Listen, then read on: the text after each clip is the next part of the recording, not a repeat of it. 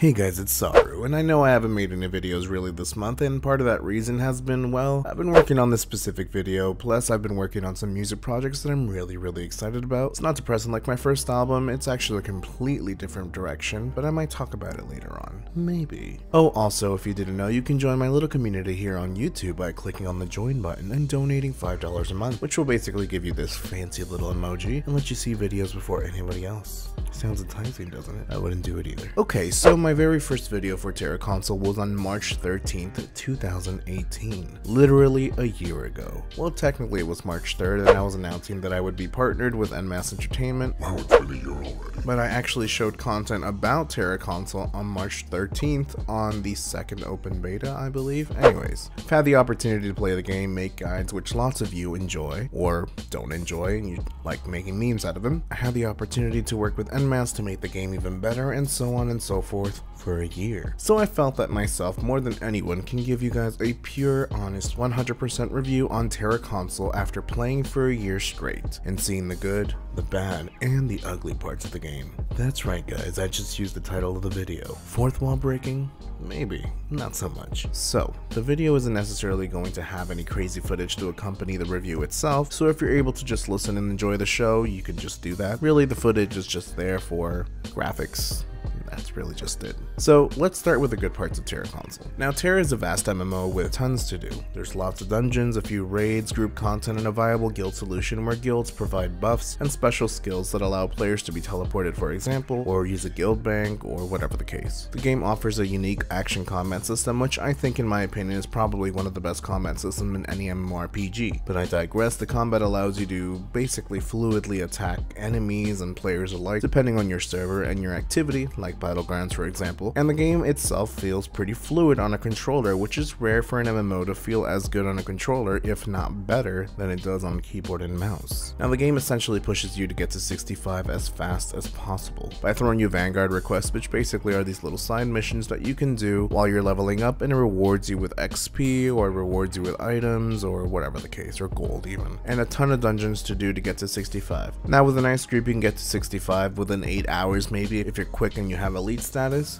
If you're wondering, elite status is essentially the subscription plan that you can pay for in the game, which essentially gives you some boost, like you're able to teleport anywhere around the world, or you could save the locations of where you are, up to 5 locations I believe, and then you can teleport there wherever you want, or you get a few boosts, like XP boost for example, 100% XP boost, which you don't necessarily need from just elite status. I mean, you can just get them in the game as well, so it's not necessarily just tied to that, but it does help. Now prior to 65 there isn't much to say other than the fact that once you get to 65 the real game begins. So at 65 you start grinding dungeons for materials and gear, and eventually start upgrading said gear, or enchanting in this case, in order to get to a higher item level and damage or defense output, and do even higher dungeons and repeat. I know it sounds boring like that, but it's challenging sometimes. In the first part of the year we had ambush gear, which you can only get from crafting the designs, and those designs were only given to you but if you farmed specific dungeons, and those specific dungeons also dropped the materials that you needed to craft a design, and to craft a design you need those materials, and to do those materials and the designs you need to do that dungeon. Wow, that was hard to say. I hope that made sense. Basically you're just grinding for materials and designs is what I was trying to say. Anyways, players would spend months and hours amongst hours, just like myself, just trying to farm a design for their class, or at the very least get a rare design and try to trade it to other players for their own design. That was my case at least, and many others, to the point that eventually you just have to end up buying your own design anyways. So the world itself is gorgeous, the lighting is always nice, and I've always had this wish for the game that it had a dynamic weather system or a day and night cycle system, but it is a bit older so that probably won't happen. The game itself came out in like 2012, so I mean that's about almost 10 years now. So apart from the crazy action combat, the pretty nice graphic, and the challenging systems that were given through crafting, dungeoneering, raiding, or whatever the case, the game caters to a lot of social players, allowing for players to speak their minds and have fun in big cities like Velica or Highwatch, mostly Velica. From the very start you have a good character creation system, not the best, but definitely good enough to create your own unique character. The classes all have their strengths and weaknesses, and it's pretty fairly balanced. usually. However, it's fair to say that the balance has never been a strength of TERA, so oftentimes we'll see some classes or skills be completely amazing over others before we get a balance patch, but I guess that really just is any MMORPG, to be honest. Battlegrounds are fun and they provide a different feeling than the whole PvE element. Basically, as a player you can fight another player in these activities such as Corsair Stronghold, which is essentially a castle sieging PvP battleground of sorts, or Freywind Canyon, which is one of my personal favorites at least, and provides some PvE elements to the battleground itself. And then you have Gridiron, where you can just bomb anyone you want and kill more players than the other team to win. Now, you don't have to bomb them to win, but the option is there. The game itself is fun and has a fluid system that you can just chill and relax in. The action combat is great, the graphics are fantastic, and the game is pretty fun to hang out in, and you really don't have to be hardcore to push progression. So what's the bad part then? The bad part of the game is that the content took too long to release last year. We had 6 months of no content whatsoever, or just endless events. RNG being a Korean game, you expect that, well, it's gonna happen. But spending hundreds of hours just farming for feedstock and alkahest, especially alkahest, just to fail and repeat, mostly because the only way to enchant a piece of gear is that it has a chance to enchant, not that it's guaranteed. Alkahest unfortunately couldn't be dropped in any dungeon, you had to get them from the Vanguard store, which were pretty expensive back then before they were finally fixed. However, it doesn't just stop there, you have loot boxes that you also have a chance to receive the item that you're trying to purchase. Fun times, huh? RNG all around. So let's start at the beginning. We had an issue in the game where you would freeze every time you used your nostrums, which fortunately got fixed. A year later, but it got fixed. Shush. Now, if you don't know what a nostrum is, it's essentially a prime battle solution. If you're elite, then you have this passively and you could just use as many as you want as long as you're elite. Or if you're not elite and you're just crafting them or buying them, they're just prime battle solutions essentially. Now, content wasn't being delivered, or it was, but it was dripping out really slow, and honestly became boring to wait. Optimizations were slowly implemented and Battlegrounds never really got optimized up to this point right now. My favorite was playing Freywind Canyon or Gridiron, and before I reached anyone, my screen would freeze, meaning that my frames would drop to 0, and then come back to me being dead. Exciting times, I know. Dungeons were nerfed to fit the casual player mentality, which took a lot of the challenge that I mentioned before, from dungeons to raids. Hell, even the newest raid, which was Herald, was also nerfed. Now, when I say nerfed, I mean lower HP or difficulty than TERA's PC counterpart. I don't mean that they were hard originally on console and then they nerfed it. To be fair, I feel that players would probably not be able to clear this content if it wasn't for those nerfs, and I'm conflicted whether or not to feel good about it. The population has been dwindling on TERA Console since the drought of content last year.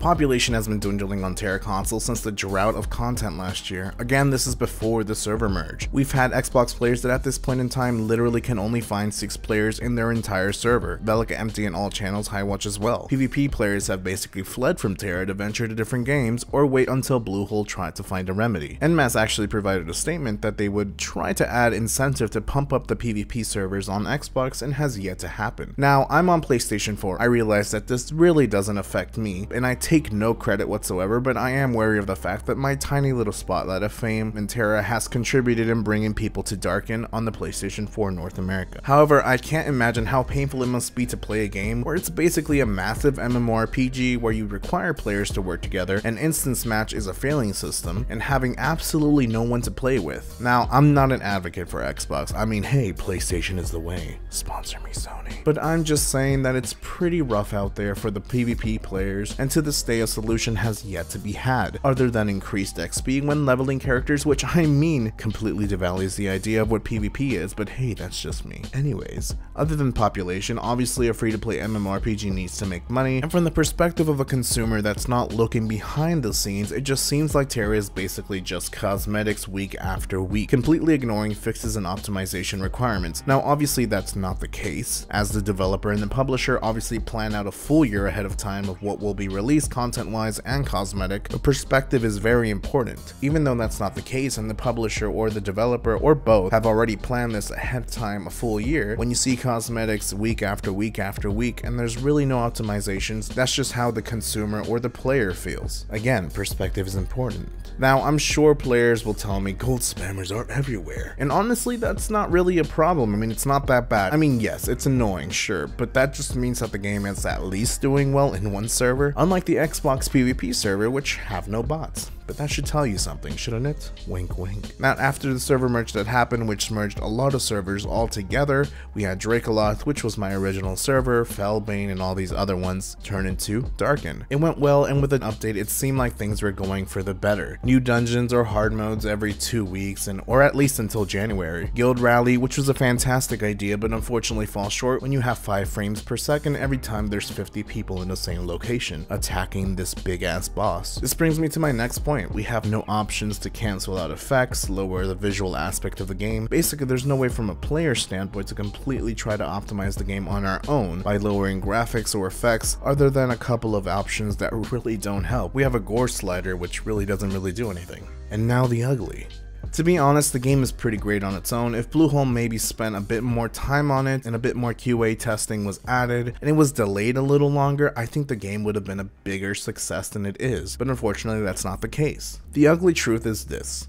We the players felt that Bluehole really doesn't care about TERA, so we spoke up and Bluehole actually wanted to listen. However, this wasn't until much later on. This wasn't until things were going a little bit badly for the game itself. Now, the good thing is that they're listening and that they are hungry to push for content and catch us up to PC. But the question is this, will catching us up mean that we'll get fixes, optimizations, and server merges for those platforms and regions that are clearly needing a bigger community? I can't answer that. I know for a fact that they're listening, and I've had the opportunity to become a moderator for TERA and work with NMAS on events, for login events and stuff like that, and I've been able to kind of see what's happening for this year, or what's going to be happening, or how Bluehole is reacting to this type of feedback. But again, was it too late? Because the first 6 months were pretty crucial for the game. Now this PUBG event though. Though it's a fantastic idea conceptually, it was delivered wrong. There seems to be a disconnect between the community, the developers, the publishers, and the idea that console gamers are the same as PC players, when that is not the case. But that's a completely separate point. We log in and we get these keys, and we also get these crates, and essentially we just open them up, and we don't really get too much out of it. Now thankfully NMAS has said that they are going to be fixing these things around because of the feedback that we've given out. But again, is it too late?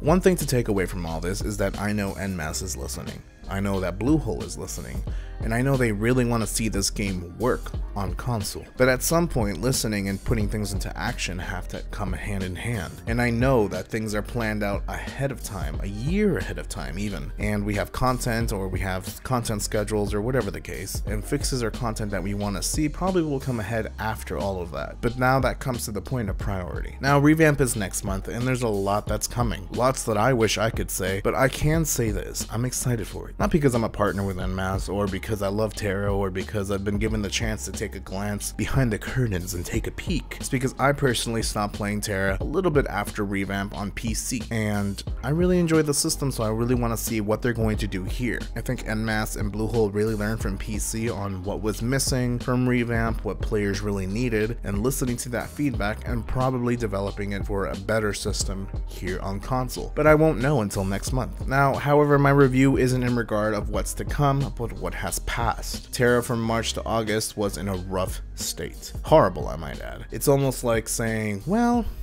it runs, so that's good enough, I guess, but it's not what players invested in. And again, I know that it's a free-to-play game, but players have invested thousands of dollars into this game. October came out and we got a cool Halloween event and an early surprise of Death Rack, which really changed things. We got new content, new progression paths, gear, dungeons, fixes, some optimizations, and within the first 2 months of 2019, we got Valkyrie, 3 new dungeons, Harrowhold, finally camera distance improvements, where we could finally zoom out a little bit more and feel a little more comfortable while we're playing the game. We were also given the option to change our chat tabs and personalize them and have them however we want. Basically specific tabs for whatever you chose. That doesn't necessarily mean that you can add tabs, but you can modify what you see on every tab that's available. And of course that came a little buggy as well, but beggars can't be choosers. All in all, I can honestly say that my experience in TERA Console has been a roller coaster. There's been ups and there's been downs. I can say that with my hand on my heart that if I didn't have a group to play with, such as my guild, Ascendum, which by the way, if you're on the Darkened server, we are recruiting, just apply in game, I'll get ya.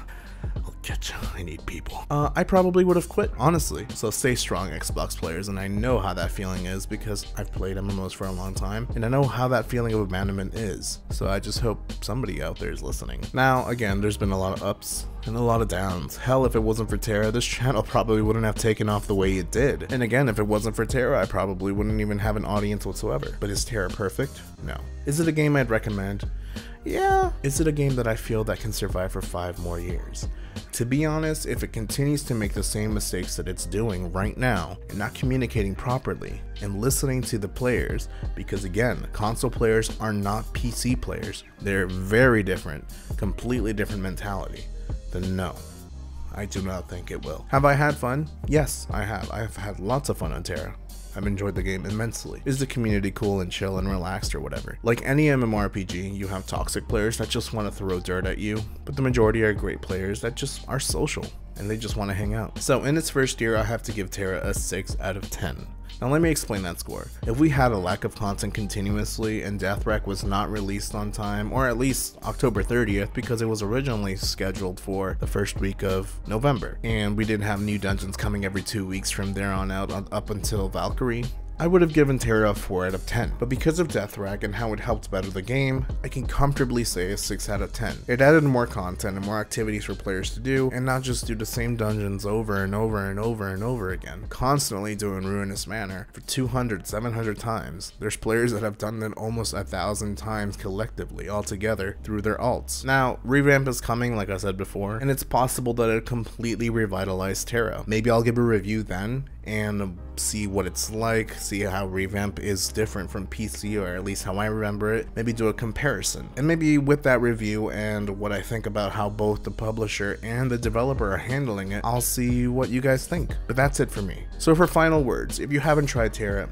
try it out. Get to 65 first, don't quit before that. There's a lot of people that quit before 65. Also, once you get to 65 or you beat the story, it doesn't necessarily mean you beat the game. Yes, queues are absolutely atrocious, and that's a player thing. That's not necessarily NMAS's fault or Bluehole's fault. That is a player system. Players have to actually queue up for that to actually work. So I recommend you press start or options, whatever your button layout is, I guess, and you go to social and you click on LFG and you make an LFG for whatever you're doing, whatever dungeon you're doing. Give it a chance and find a guild, play around, and make your own thoughts on it. As for me, I think TERA can do better. It might do better, and hopefully it will do better, and that will reflect on the population itself. Make sure to subscribe and click that adorable bell to know when I upload a brand new video. Much love, and as always, till next time, friends.